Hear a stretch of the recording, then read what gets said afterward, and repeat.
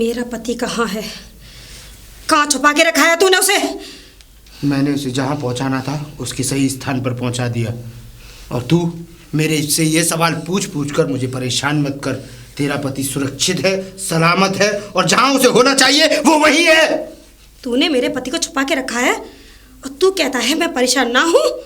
छुपा कर नहीं रखा, बस उसे उसकी योनि से मुक्ति दी है। और जिस योनि में उसे प्रवेश कराया है वो योनि उसके लिए उससे भी ज्यादा उचित है।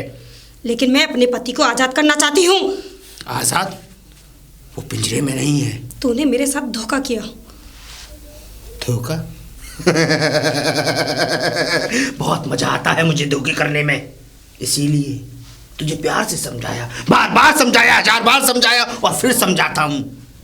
अभी भी मान जा, तेरे पति को मैं तुझे वापस कर दूंगा, लेकिन उसके बदले में तू अच्छी तरह बखूबी जानती है कि तुझे देना क्या है। मुझे नागमणि चाहिए, नागमणि, क्योंकि मैं उसकी शक्तियों से अपने आप को और शक्तिशाली बनाना चाहता हूँ। इस पूरे जगत पे राज करना चाहता हूँ और ये मेरा सपना पूरा होकर रहेगा, क्योंकि तेरा नाग जब तक मेरी गिरफ्त में है तब तक तू मेरे आगे ऐसे ही गिड़गिड़ाएगी। तेरा ये सपना कभी पूरा नहीं होगा नागेश्वर, ये तेरी गलतफहमी है। जो तू चाहता है वो नहीं होगा। होगा वक्त के साथ ये भी होगा, क्योंकि नागेश्वर कभी हार नहीं मानता। नागेश्वर ने हार का लफ्ज अपने जहन में कभी रखा ही नहीं। नागेश्वर ने जब भी प्राप्त की सिर्फ जीत, जीत, जीत और जीत। तेरी जीत कभी ना हुई थी और ना ही कभी होगी। अभी तो तू हारी हुई है, हारी हुई फड़फड़ाती हुई एक नागिन है। और जब तेरे पति को मैं तुझसे दूर तो मैंने कर ही दिया, अब उसकी जान भी ले सकता हूं मैं, क्योंकि तू मेरे पति को कुछ नहीं करेगा।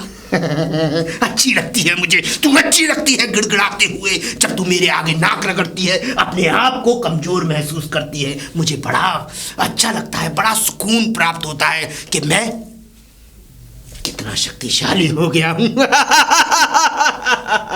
तू मेरे पति को अपने अंडर में रखकर कभी शक्तिशाली नहीं हो सकता। और रही बात मणि की, वो तो तुझे कभी जीवन में नहीं मिलेगी। मिलेगी, जरूर मिलेगी, क्योंकि इसलिए मिलेगी कि तेरा पति मेरी गिरफ्त में है। और सुन, एक राज की बात और बता देता हूँ। जब चाहूँ तब उसे अपनी शक्तियों से यहीं से भस्म कर सकता हूँ, उसकी जिंदगी खत्म कर सकता हूँ, उसकी सांसें मिटा सकता हूँ, उसकी आत्मा को सीधे धरती पर से परलोक के लिए सिधार सकता हूँ। नागेश्वर, तू ऐसा कभी नहीं कर सकता। करूँगा। जब तक मैं जिंदा हूँ तब तक तू बाल बांका नहीं कर सकता। बाल बांका? सब तकियानूसी बातें हैं, सब तकियानूसी बातें हैं। बाल बांके की बात करती है, तेरी आंखों के सामने से मैंने तेरे नाक को छिपा लिया, लेकिन उसके बावजूद तू मेरा कुछ नहीं बिगाड़ पाई। और अब तू मजबूर और हो गई है, तू मुझे मार भी नहीं सकती, तू मेरी शक्तियों को खत्म भी नहीं कर सकती, क्योंकि आने वाली अमावस्या वाली की रात को जब चंद्रमा अपना ग्रहण लगाएगा और जब दिखना बंद हो जाएगा, जब सूर्य के संक्षेप में आएगा, तो उस समय मेरी शक्तियों की कोई सीमा नहीं होगी। मेरा भी नाग इतना कमजोर नहीं है जो तेरे हाथों से मर जाएगा। मर जाएगा? उसकी जान एक तोते की तरह मैंने अपने कब्जे में कर रखी है। जिस दिन वो तोता चाहूं उसकी गर्दन मरोड़ दूं। कभी नहीं होगा।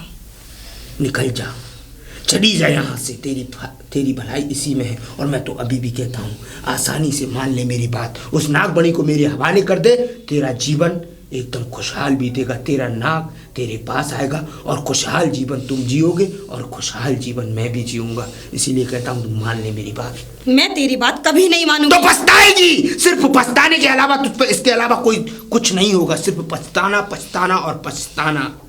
समझ गई ना? मैं अपने नाक को यहाँ से ले जाकर रहूंगी, चाहे मुझे कुछ भी करना पड़े। ख्वाब है तेरा लड़की, ख्वाब है तेरा। मेरा ख्वाब सच होगा, पूरा होगा। कभी नहीं, क्योंकि तेरे नाक का पता केवल मुझे मालूम है और वो मैं तुझे कभी बताऊंगा नहीं।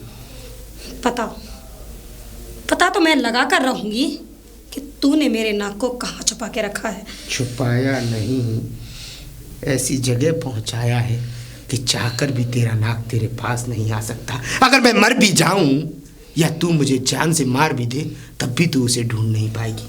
ऐसे जहन्नुम में फंसा दिया है वो मैंने। बस भटकता रहेगा, भटकता रहेगा, भटकता रहेगा। तेरे आसपास भी होगा लेकिन तुझे दिखाई नहीं देगा, और तेरे आसपास होने के बावजूद तू ऐसे ही पछताती रहेगी, रोती रहेगी, गिड़गिड़ाती रहेगी, लेकिन तेरा नाक तुझे कभी जिंदगी में नहीं मिलेगा, समझी? ठीक है, मैं भी देखती हूँ तुझ में ज्यादा शक्ति है या मुझ में। आई थी, लहराती, फड़फड़ाती, लेकिन कुछ नहीं कर सकती। अब आ रहा है खेल का असली मजा, जब वो नागमणि मेरे हाथ में होगी और इस जगत का सरताज मैं बनूंगा। देवर जी, हो भाभी, क्या कर रहे हो तुम? क्या करते रहो ये बताओ। कुछ नहीं कर रहा भाभी, देख रहा था कोई काम वाम करूँ, अभी सो के उठा था तो। काम ही काम है, खेत पे चले जाओ। हाँ, मैं भी हैं? यही सोच रहा था। वहाँ देख लो वो गेहूं नीचे गिर गए, उन्हें उठा दो। गेहूं नीचे गिर गए? और क्या, उन्हें बांध दो उससे, वो सारे नीचे गिर गए, आंधी आई थी कल। अरे हाँ चलो, तो मैं वही कर लूंगा, और कोई काम वाम भी नहीं है आज मेरे पास। हाँ वो कर लो। और वो क्या कहते हैं, उसके खेत में पानी लगना था। हाँ वो भी लगा दूंगा। उससे पैसे ले लेना। कितने रुपए थे उस पे? ऐसा है, वो ये कह रहा पूरी रात चलाना है खेत में। अच्छा हाँ, तो उससे 5,000 रुपए ले लेना। 5,000? हाँ ठीक है भाभी, मुझे दे देना लाके। ठीक है मैं रोटी भाई ले आऊंगी तुम्हारी। ठीक है भाभी, ठीक है ना, जाओ। जैसी आपकी इच्छा भाभी। ठीक है, जाओ।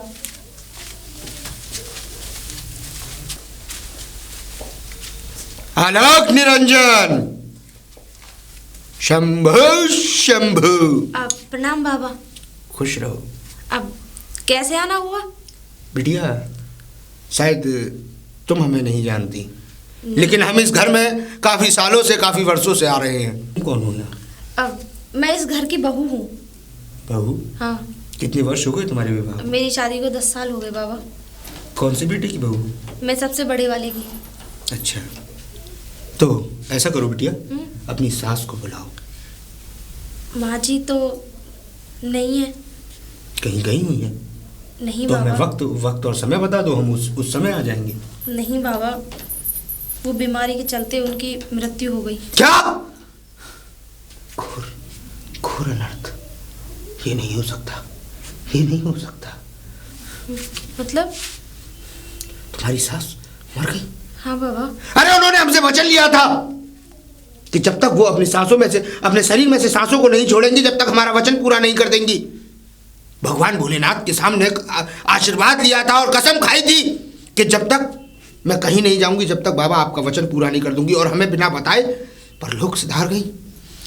बाबा मरना जीना अपने हाथ में थोड़ी है। घोर अनर्थ। क्या हुआ बाबा? ऐसी? मैं जानता हूँ पुत्री, मरना जीना अपने हाथ में नहीं होता, लेकिन वक्त के साथ कुछ ऐसा परिवर्तन होता है कि प्रलय आ जाती है, और उस प्रलय का संकेत मुझे साफ निश्चित मेरी धुंधली धुंधली आंखों में मुझे दिख रहा है। मतलब मैं कुछ समझ नहीं पा रही हूँ बाबा, आप कहना क्या चाहते हैं? बिटिया, मैं तुझे सास... बात पूरी समझा भी नहीं पाऊंगा, क्योंकि बात कुछ ऐसी है कि इस परिवार से जुड़ी हुई है, किसी की मृत्यु और जीवन से जुड़ी हुई है। क्योंकि अगर वो बात खोल दी तो मेरा वचन टूट जाएगा, क्योंकि मैं भी वचनबद्ध हूँ तेरी सास का, क्योंकि उसने मुझसे वचन लिया था कि जब तक 20 वर्ष ना हो जाए मैं बात ये किसी को ना बताऊं, तेरे सास के और मेरे बीच में ये बात रही। लेकिन तेरी सास इस संसार को छोड़कर चली गई। लेकिन कोई बात नहीं, वचन वचन होता है। जब मैंने अपना वचन निभाया है तो उन्हें भी अपना वचन निभाना होगा। जिस कार्य के लिए मैं आया था उस कार्य को मैं करके रहूंगा। लेकिन बाबा वो कैसे निभा सकती है? वो तो इस दुनिया में ही नहीं है। वो बेशक इस दुनिया में नहीं, लेकिन परलोक में तो हैं। अपनी शक्तियों से उनकी आत्मा से बात करूंगा मैं, और उसके बाद अपने वचन को उनसे मांगूंगा कि तुमने मुझे जो वचन दिया था उस पर तुम अमल करो। बाबा ऐसा कौन सा वचन है जो माँ जी ही, क्या हम पूरा नहीं कर सकते उसे? बाबा बताइए ना, हम पे जो बनेगा हम करेंगे, बस आप हमें आज्ञा दीजिए। बेटा, तू उस वचन को पूरा नहीं कर पाएगी, पर हाँ एक बात मैं तेरे कानों में डाले दिए देता हूँ कि आज से सिर्फ 1 महीना है तुम लोगों के पास। इस घर को ऐसा श्राप लगेगा, ऐसा श्राप लगेगा, तहस नहस हो जाएगा, ईंट ईंट थरथरा उठेगी इस घर की। और इस घर में एक प्रलय आएगी, इस कदर आएगी कि सारा घर हिला हुआ होगा। उसके बाद तुम्हारे पास जीवन में कुछ करने के लिए नहीं होगा, तुम्हारा जीवन उथल पुथल हो जाएगा। और उसके बाद सिर्फ तुम मृत्यु के लिए भीख मांगोगे, मृत्यु के लिए भीख मांगोगे, मृत्यु के लिए भीख मांगोगे। ये क्या हो रहा है? ये क्या बोल के गए बाबा? मुझे तो कुछ समझ में नहीं आ रहा, क्या करूं?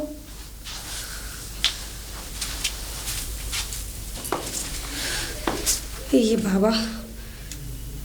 बाबा जरूर वहीं जा रहा है। मैं इसका पीछा करती हूँ।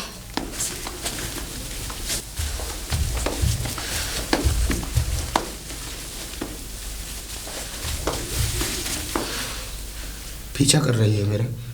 हाँ, पीछा कर रही हूँ। रहने दे, मान जा, मत कर पीछा, पछताएगी। करूँगी, मैं पीछा करूँगी, क्योंकि मुझे पता है तूने मेरा नाग इसी गांव में छुपा रखा है। इसी गांव में? तो ढूंढ लेना, पूरा रास्ता तेरे लिए खुला हुआ है, ढूंढ ले। लेकिन वो तुझे नहीं मिलेगा जब तक मैं नहीं चाहूंगा। देख नागिन, वो नागमणि मुझे दे दे।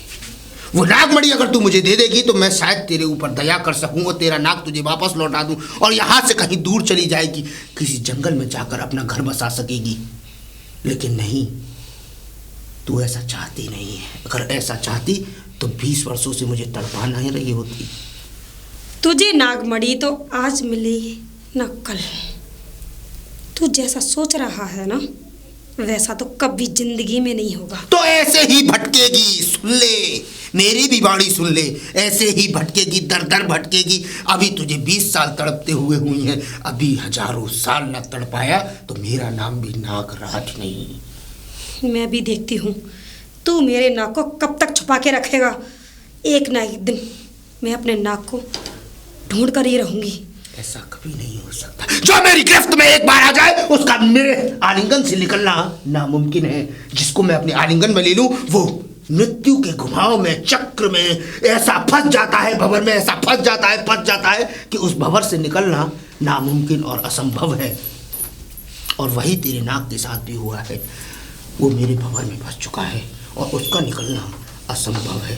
तू चाहे मेरा कितना भी पीछा कर ले, चाहे इस गांव के, चाहे इस पूरे संसार के कितने भी चक्कर लगा ले, लेकिन तुझे ये तेरा नाम कभी जिंदगी में नहीं मिलेगा। क्योंकि मैंने उसे ऐसी जगह पहुंचाया है कि उसका वहां से निकलना नामुमकिन है जब तक मैं नहीं चाहूंगा। मेरा नाग मुझे मिलेगा, तू कितनी भी कोशिश कर ले, मेरा नाग ज़्यादा दिन मुझसे दूर नहीं रहेगा।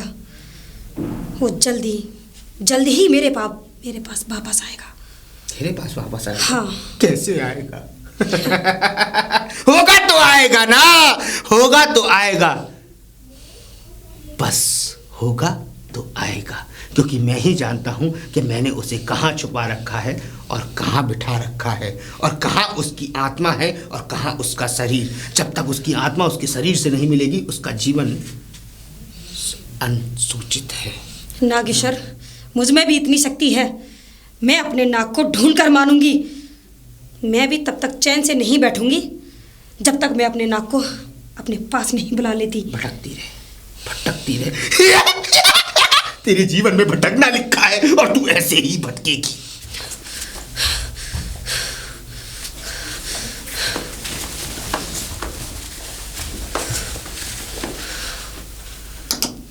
समझाया था, पहले भी समझाया था, फिर समझाया था, अब फिर समझा रहा हूं। चली जा, तेरी भलाई इसी में है। चली जा, मेरा पीछा मत कर, नहीं तो पछताएगी। मानेगी नहीं? नहीं मानेगी? नहीं मानूंगी। तो ले, नहीं मानेगी ना, तो आज तेरे नाक को मृत्यु के घाट उतार ही देते हैं। नहीं नागेश्वर, ऐसा मत करना। तुम यही चाहते हो ना कि मैं यहाँ से चली जाऊँ? ठीक है, मैं यहाँ से चली जाती हूँ, लेकिन मेरे नाक को कुछ मत करना। अभी तो आई ना, है हर हर शंभो शंभो शंभो।